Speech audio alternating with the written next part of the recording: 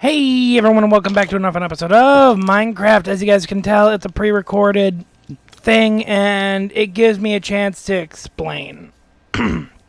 So, as you guys have noticed from the last 2 weeks, Tuesdays I didn't post anything for what this episode should have been on the first, or last week's Dead Island 2 episode.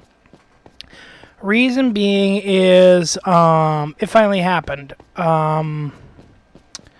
After 6 long years of trying from the age of 22 to now, I am finally I need to lose 50 pounds, but I am finally able to join the military.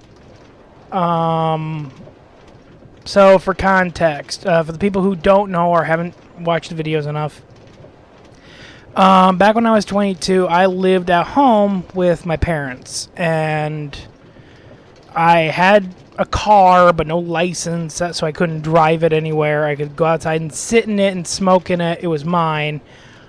But my dad was able to use it because it was legally his. That's a whole different kettle of worms. But what happened was I wanted to go into the military. Get away from the family, get away from everything. That way it was just, oh, I can actually go and do this. Oh, I can actually be a grown-up now.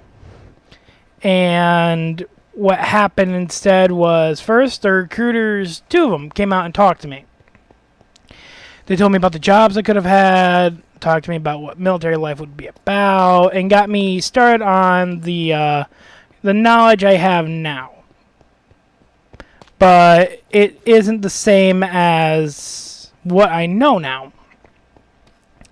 So, one thing they didn't really do, which my new recruiter, shout out to Staff Sergeant Wilson over here in Fond du Lac, awesome dude, and his fellow sergeant, Sergeant Moa. They actually gave me a workout regimen to start doing, what I needed to do to change my diet, that kind of thing. And yeah, that's not what the other guys did. The other guys pretty much just told me, okay, lose weight, get back in touch with us when you're ready. So I would call the guy regularly, and nothing ever came about it. And I was working with him till I was 24, but it pretty much fell out. So when I turned about 25, I tried again. And this time it was when I was working for AFK, if you guys remember those videos. And AFK, they were telling me, oh, you don't live in a big enough city for us to come out to you and all that kind of stuff. So you need to come to us. And when I heard that, it was like, kind of like a punch. It's like, I'm not good enough for you guys to come out and talk to. Like, seriously, like my heart completely sank. And that was my phone, sorry about that. But my heart completely sank because it felt like they didn't care. They didn't care at all. And after a while, it's like, if they don't care, why should I? So instead of then going, oh, okay, you know what, I'll lose weight for me and yada yada, self-help, positive crap, which is what I call it, self-positivity crap, I pretty much just went, you know what, fuck it. I'm happy with the size I am. No one else needs to carry the weight. So it was one of those things where it's like, I don't really need to worry. So I stopped caring, and I stopped going like, oh, and I kept saying I want to join the military, and I would lose weight and then remember, oh wait, they don't care, and I would gain it all back. Fast forward to when I turned 27, and you guys know from that, if you've been paying attention to any of the desk work and all that stuff, you guys will know that that's when I actually got out here to out to Fond du Lac, a big city near me, and then everything changed. I got my license, so my truck I could drive. A lot of things changed for me, and for the better as well. It wasn't all like, oh, doom and gloom. I actually was in a better place mentally and everything. Like, I felt like $1,000,000 the moment I moved out here. Because, yes, I had to deal with a few things that were a little off-putting and things I wasn't really comfortable with or anything along that line. It was one of those things where I was still under the impression that I was that kid who would never amount to anything. I got dead-end jobs, and that's where I sat, thinking, okay, this is my life. I don't need to want anything else. I can literally just live like this. And boy, was I wrong. I couldn't do it. I literally could not do it. And what happened was short of a miracle for me.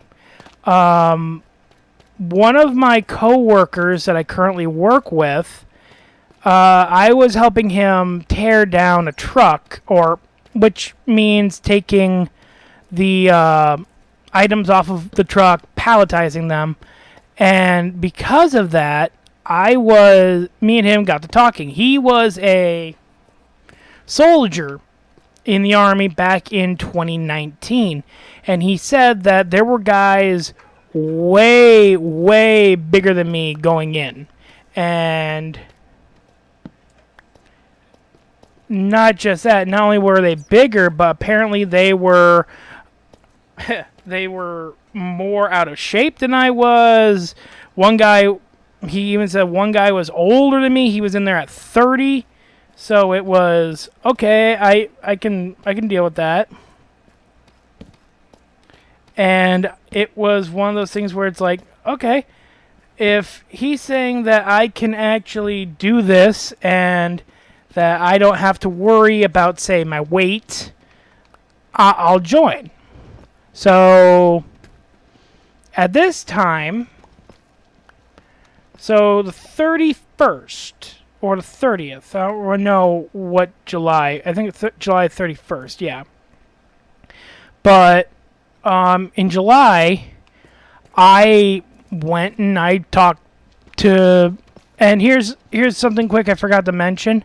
I had spoken to, when I first got out here, to Staff Sergeant Wilson, and he told me the same thing I'm being told now. Hey, you can easily join, but you'll want to lose the weight.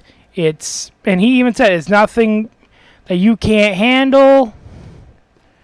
It's just we cannot bring you in if you are not going to. Pretty much he made it sound like if you're not going to put the work in, why do you think we will put the work in with you? And that's understandable. It's like, okay, I get it. I'm overweight and I need to lose the weight, and at one time I got down to 276, but then winter came and I gained it all back. So with that, I wasn't able to join. And I gave up for a little bit, thinking, okay, I just gained it all back. I hit the plateau, and because of the plateau, I am not going to proceed any further, which is the farthest from the truth. And I went in Monday after talking with my friend at work, and I said, hey, I would like to enlist. And they go, okay. And I think it's because of my age. Because the first thing they said was, how old are you?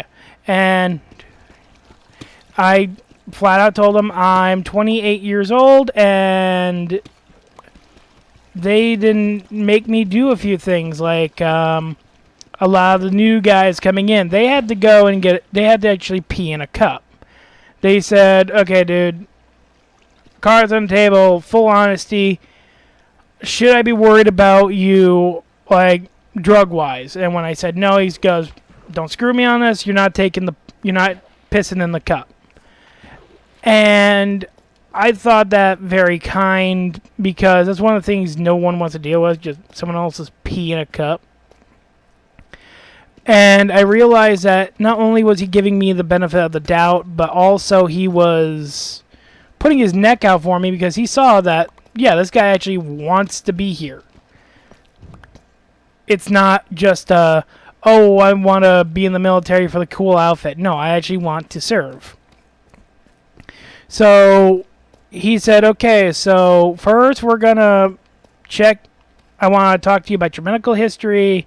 We talked about that. And he also said, well, I want to talk to you about a few other things. We talked about that. He wanted to know drug history, which non-existent is the kindest way to put it. It's like non-existent. And because of that, it was like, okay, cool. And we kept talking. Second day, he said, okay. Or first day, the 31st, he actually said, okay, I need you to go get your birth certificate, your social security card, and your high school diploma. For the people who are looking or wanting to join the military, listen up, because I'm telling you guys what they made me do. So they made me go and get my birth certificate. They made me get my high school diploma. They made me get everything I needed to prove who I was and to prove that, yes, I graduated high school. Yes, this is me. I was born in Wisconsin. Here's all my paperwork. And, yeah. So they copied all that, and he talked to me a little bit more, and he goes, okay, because, and this is when he said I didn't have to pee in a cup, and he said, don't screw me on it. You're a good guy. I can tell you're not telling any fibs. So from here, we're going to take you immediately to MEPS. And for the people who don't know, MEPS is the testing station where they check not only not where you can take the ASVAB, not the only place, but it is where you take the ASVAB. And the ASVAB allows you to know two things. One, or three things actually. If you can join, which branch you can join, and the second part of it is the AFQT. The AFQT, because of the tests, which I am legally not allowed to talk about, the AFQT allows you to know what jobs you are suited for in the military. So say you really got high on a certain test, or one thing I can talk about because everyone knows about the ASVAB, say you do the mechanics, and you score really high on mechanics. They would pretty much say, okay, he's really good at mechanistry, or yeah, mechanistry, I think that's it. But he's really good with his hands, and he knows everything that needs to be known about, he knows everything that needs to be known about the combustion engines, and we can teach him diesel.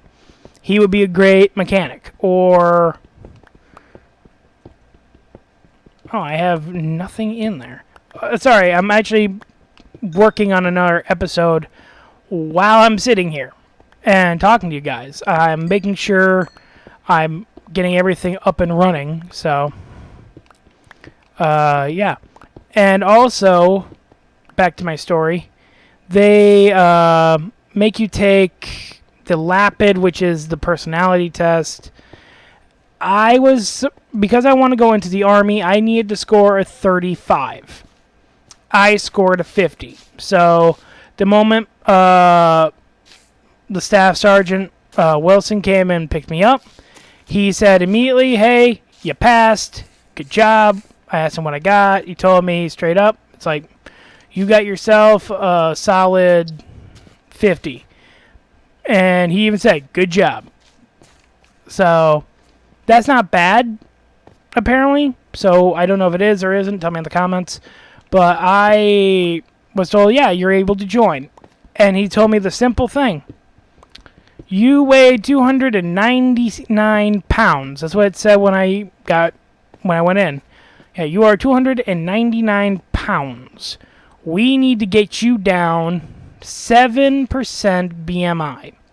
BMI counts as just your body weight and the body mass that you have. Or that's how it was explained to me. And he said pretty much, yep, we just got to get that down. So they gave me the diet, and I've been sticking semi to it. Like he said, no pork anymore, no bacon, which sucks. But he said no more bacon, no more burgers, no more pizza. And this is Staff Sergeant Moa. Or, I don't know if he's Staff Sergeant or if he's First Sergeant. So, Sergeant Moa pretty much just said, no more pizza, no more junk food, chicken, vegetables, and fruit. That's it. Go clean living, no more soda. Eat and drink healthy. And for the last 2 weeks, I've done nothing but that. I've been eating nothing but grilled chicken and turkey. And you can spice things up all you like. But after 2 weeks of eating nothing but poultry, you get sick of that shit quick. And not only that, yeah, it also is one of those things where it starts to get in your head like, I am actually doing this. I'm actually trying to join. Keep your feet on the ground. Toe the line, no junk food, and I'll have like a bag of chip. Like this week I had a cookie, which is not good, but I can splurge here and there. I bought ice cream. Haven't eaten it yet, but I have ice cream as a reward. Say if I did my workout to the fullest, because right now I'm cutting it in half just because I'm a fat dude, so it's a little hard for me. And yeah, it's one of those things where you need to be accountable for yourself so you can be what you need to be. That way you can prove to not only the recruiter and the people and the committee who are letting you in, hey, I am such and such weight. I am going to put my effort, my full effort into this, because you're going to put your full effort into me as well. I don't want you to think, well, he's just here for, I don't know, a quick paycheck or whatever. And because of that, it's one of those things to me anyway.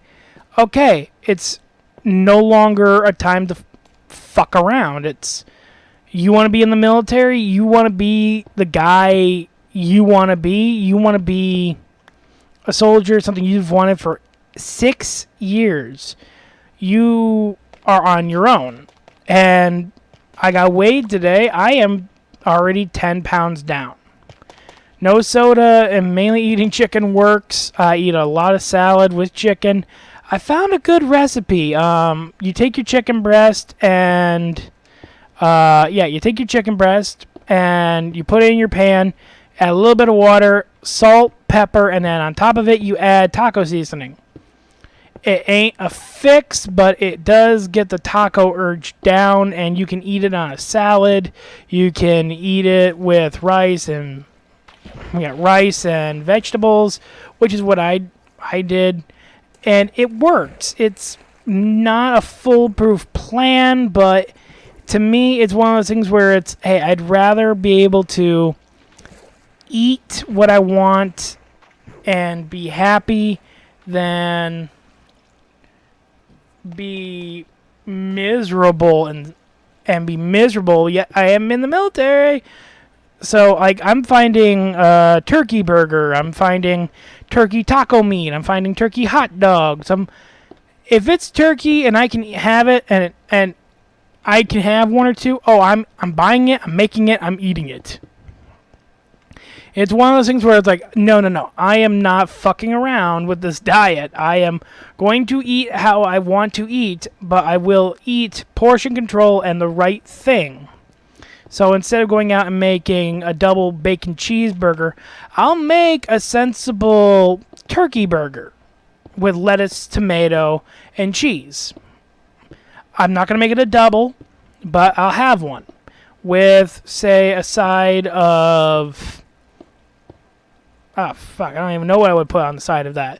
Or I could do a turkey hot dog or a turkey brat. I don't know if it's a hot dog or a brat. I don't know. But I do know that, I know I can easily do that. And it's one of those things where, again, you need to be the one in charge saying, I'm going to be the guy who takes control of his weight now. I'm going to be the one that is going to get this weight down so I can join. So currently for me, for the last 2 weeks, I have just been in military mode trying to figure out what's going on. I am recording this on the 10th. So Assassin's Creed episode 41 came out today, and I missed Dead Island because I've been doing the workout.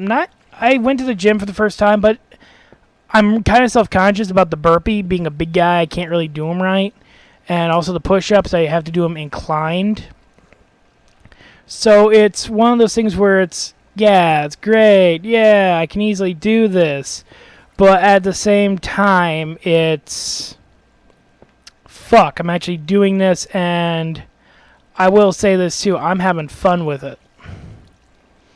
I'm actually having a lot of fun doing the workout. I'm actually beginning to enjoy the diet just because now I can actually move again. Like back when I was 276 before I started gaining weight over the winter, it was, I can actually move, I can actually breathe, my feet don't hurt, my knees don't hurt, my back don't hurt, and my belly was going down. I was able to wear smaller pants, and not only was it a confidence boost, but also it was one of those things where it's like, I'm actually going to do this.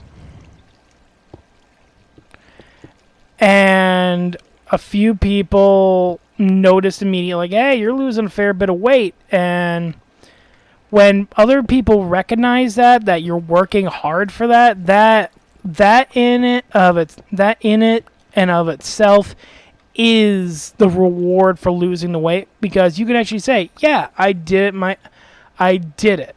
Someone actually noticed. It feels great. I feel great. It's one of those things where normally people don't realize for the first couple of weeks. And then someone notices, and it's like fucking awesome. So it's, again, it's one of those things where you are the one who has to choose. And again, for the big guys out there who are like, oh man, I'd love to join the military. I'd love to join up and do something, but I'm too big. Don't let others tell you what you can and cannot do. Don't listen to them unless there is a medical reason behind it. Do not listen. Because if you are badass enough, if you are, say, I am going to do this, and you put your all into it, and you pretty much just tell everyone else to go eat a dick, and they see after a while, oh shit, he's dead ass serious, he's actually proving that he's gonna do this, people will get behind you in a hurry. So the one thing I had a problem with was telling my parents about it, because my mom and dad raised me, you respect the flag, you thank the people who put their lives on hold, put their lives on the line, or lost their lives for you to have the freedom to do what you want. My parents raised me with that mindset. And I told them constantly when I was younger, I want to join the military. I want to be in the military. And they were, sure, no problem. But when I got older and they started hearing it and they saw me actually trying, they were very hesitant to be like, okay, yeah, let him join. Because my mom and dad, again, I'm the baby of the family, if that means anything to anybody watching. So they were very hesitant to be like, yeah, go do it, buddy. We believe in you. Because mom and dad would have rather said, no, you're fat, don't do it. Not even making a joke. My parents would have told me flat out, no, you're fat, you're not doing it. Not to be mean, they would have said it just so, no, you're fat, you're not leaving, we like you, we love you, we're going to make sure you don't get hurt, we don't want you getting your expectations super high just to have them fall apart, and you then are always mad that you never got the shot. And I even told my parents, if it comes down to it where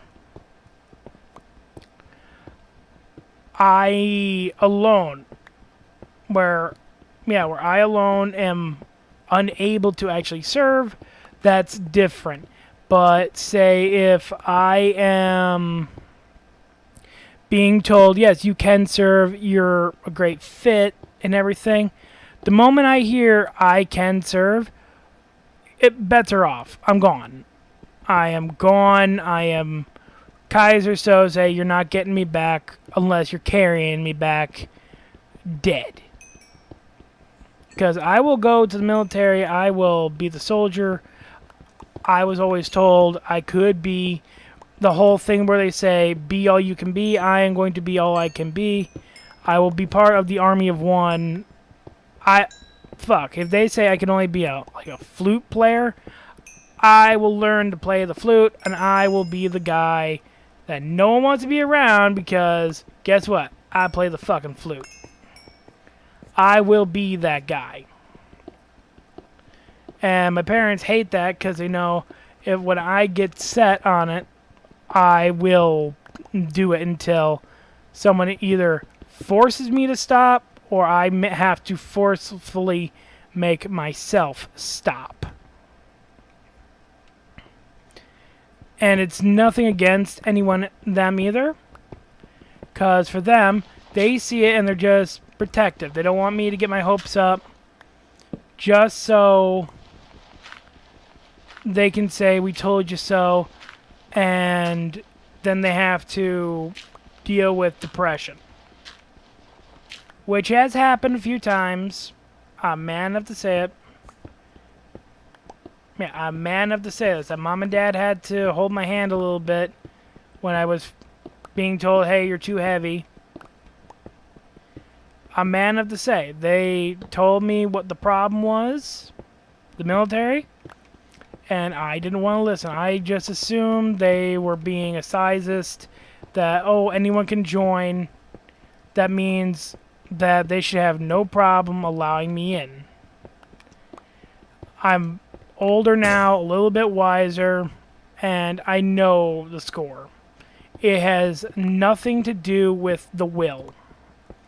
I mean, it does, but it doesn't have anything to do with the will like that. It's more on the line of, we don't want you to come in and put yourself through all this just so we have to tell you you're done, you can't do it. And that's understandable when you think about it. Because they're doing their job. Their job is to protect the United States people. Their job is to get the best of the best. to get the people who are wanting to toe the line and say, I will serve. I will put my body, my mental faculties, everything. I will be the soldier you need me to be so I can be there for others. They get that there are people out there that would do that at the drop of a hat. They get that. But there's only so much that anyone can do like that.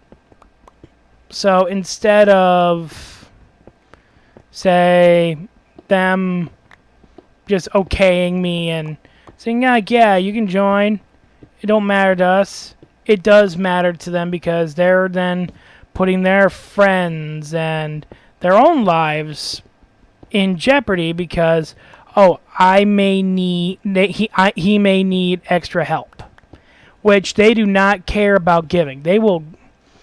My staff, or Sergeant Momoa, I don't know if he's first sergeant, if he's staff sergeant, I don't know what his sergeancy is, but he alone flat out told me, if you can get in here, I will work with you.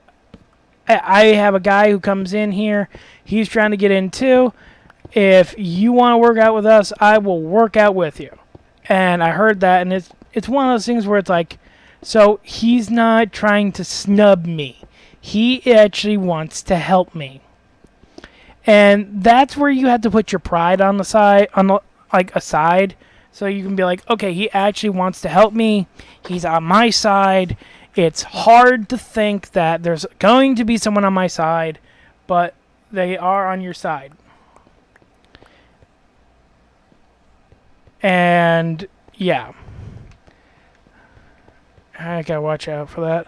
But it's one of those things where they tell you ahead of time that the Army, the military in general, are a bunch of awesome people. But what they don't explain to you is, sorry about that, my mic actually just cut you guys off mid-sentence. So what they don't explain to you is that most of these guys are on your side because they were in the same predicament as you. That's what they don't tell you. And for a guy who it looks bleak, but you know you can easily do something about it, it's one of those things where, yes, I can easily go and do this. Yes, I can easily go and deal with whatever I need to deal with. That's pretty much the hope of it. That's pretty much the hope that every soldier that I've met so far look at it. That, we can easily get this guy in. We were in that same boat. We know exactly what he needs to hear, what he needs to know. We will help him. And it's just one of those things where the camaraderie comes out and you just feel not only that they want to work with you and they're like, yeah, we know where what you're going through, bud.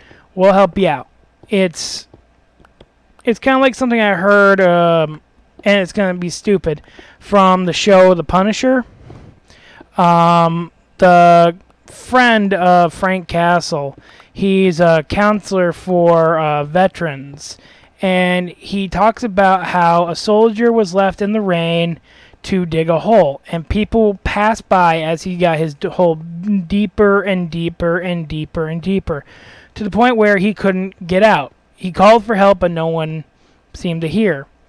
Suddenly, another soldier walked by, and when asked for help, the man jumped in with a big old smile. First soldier looks at him and goes, "Why'd you jump in? Now we're both in here." And he goes, "Nah, I know, I've been here before. I know how we can get out of here." And he goes on to explain that soldiers, Marines, airmen, navalmen that have seen combat or who were just in the military and have a hard time adjusting,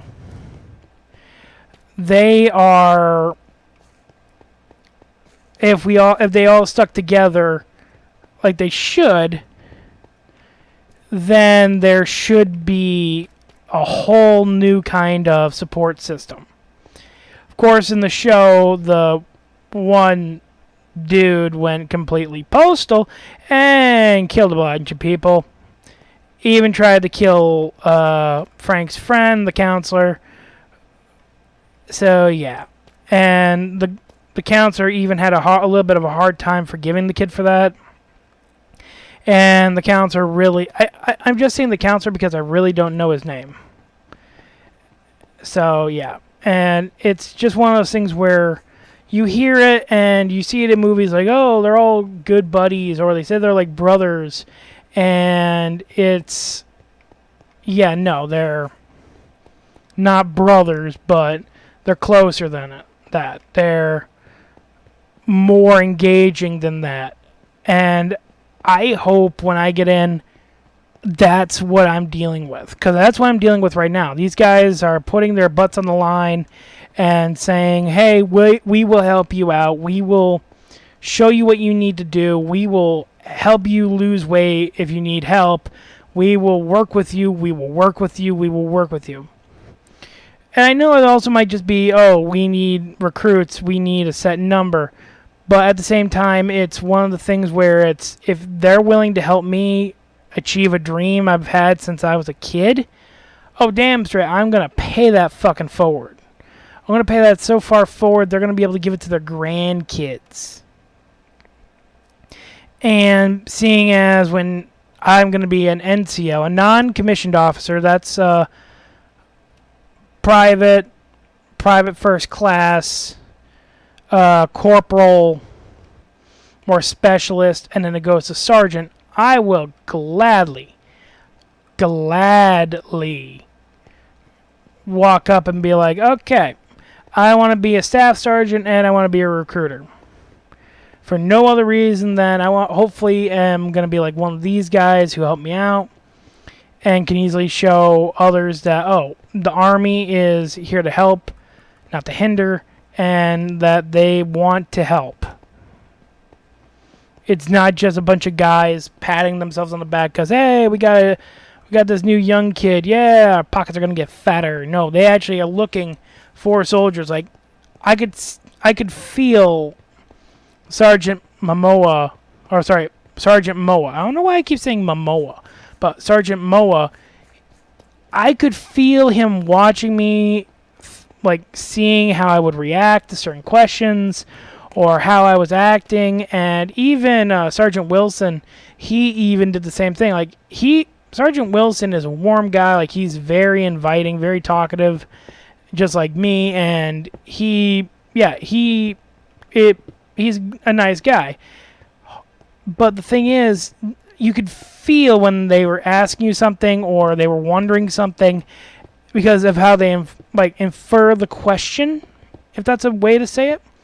How you infer the question, how he inferred the question, and then, well, why do you think that, or how does this pertain to you, and so on and so on. He made it so, yes, these questions are non-negotiable for me to ask, and you can tell me the truth. Like, we were talking about MEPS, and the big question he had, the only real question he had was, when was the last time you smoked marijuana? And that's the thing. Like I said, non-existent for me. And he goes, listen, I am not here to bust you. I do not care. But I need to ask, because if you have smoked, I can't send you the MEPS for 90 days. And I told him, I have not. And he's like, cool, then we're good. I hadn't touched marijuana since I was a preteen, pretty much. And it's one of those things where, oh, do I want to try it? Maybe I'll try it again one day when I'm old or young, older and more dumb. But right now, no, I'm good. I'm trying to do something where I will be working and trying to get better. So there is that. I will warn anyone who is a big-time smoker, hey, don't go into the military if you think you're going to be able to go in and smoke and just call everything fun games and you want to play games. I will tell you straight up, these guys do not play games, and if they did, they play to win.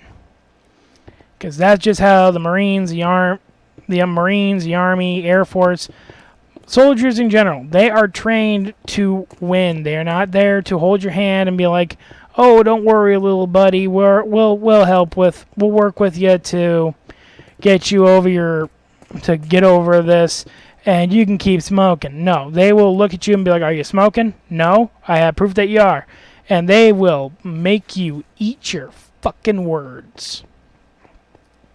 They will make you feel so bad about yourself just because you lied. That's it. It will be like disappointing your parent. And that's how they treat you. They treat you like a parent. And I think it might also be the staff sergeant or just a sergeancy in them because they are in charge of people. But you feel it. You absolutely feel that oh shit, I fucked up and this guy's going to read me the riot act, and rightfully so. And it's one of those things where I can't wait for.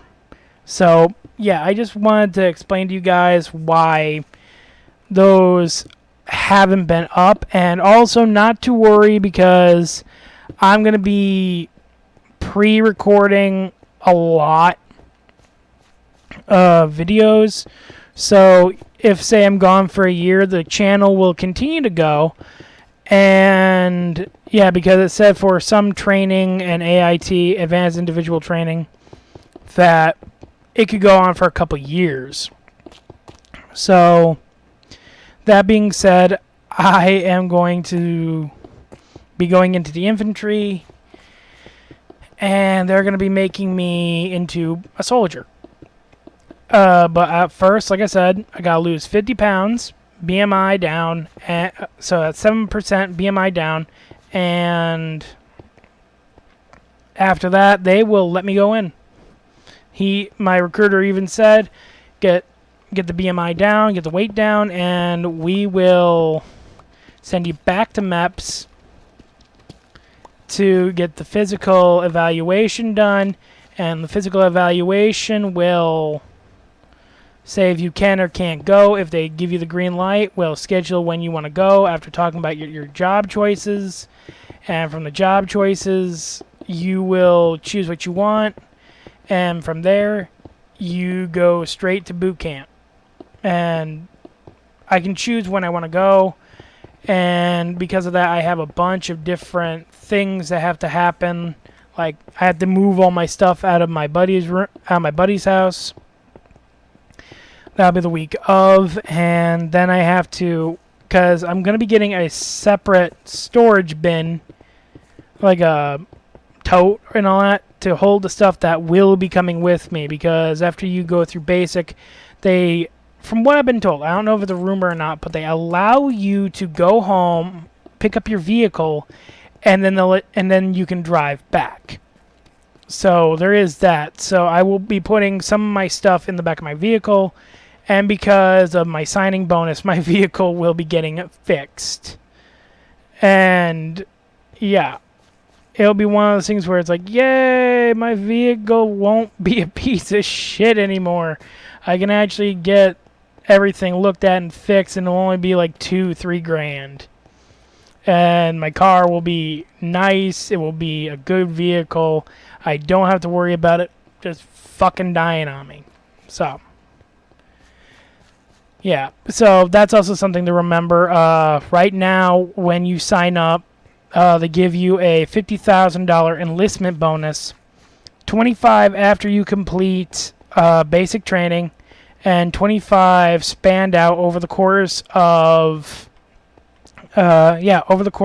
your contract, in which it can be 4, 5, 6, 7, or a full 8-year contract. Me personally, I'm going to sign a 4, and after that, because by law, or by military law or by governmental law, you are technically active until your 8th year, which means even if I'm out civilianed for after 4 years, they can still call me for service no matter what. So because of that, it's Also, after I get this, I'm in because minding my P's and Q's will be a big thing, because if you are given money like this for an enlistment bonus and you decide, oh no, I'm just going to screw around, you lose the money and you have to pay it all back. So there you go. I wanted to tell you guys what's been going on this week and last week I didn't post anything. So yeah, thank you for watching. If you liked it, leave a like down below, subscribe today, and please remember, have fun playing in the dark. I will see you guys in the next one. Night. AudioMicro.com